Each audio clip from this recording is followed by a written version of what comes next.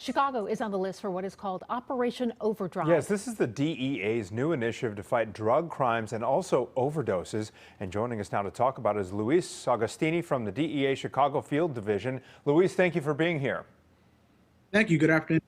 All right, good afternoon. We understand this is the first phase of Operation Overdrive. It's launching in 34 states. It's launching locally. First of all, just run us through the 101. How does it work?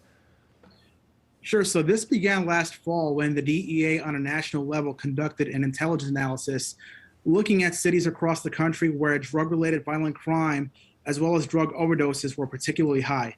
And the initial phase began last week, February 1st, in 34 cities, Chicago being one of them, as well as Peoria, Illinois.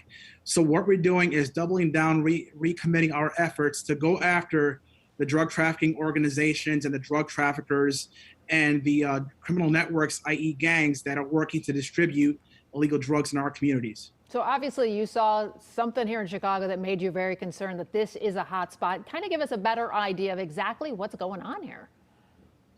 Sure. So Chicago has long been a logistics and transportation hub for narcotics coming up from Mexico and other areas to Chicago and being distributed throughout the city and across the country as well.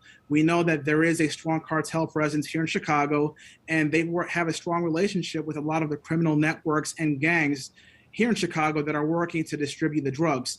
So that, compounded by the well-documented violence, the gun violence here in Chicago, as well as the increasing drug overdose deaths, all that together has definitely flagged Chicago for action when it comes to driving down and addressing drug-related violence. All right, let's talk about those overdose deaths you just mentioned, Luis. We understand they're at an unprecedented level right now. How bad is the situation here? And we keep hearing about fentanyl as well.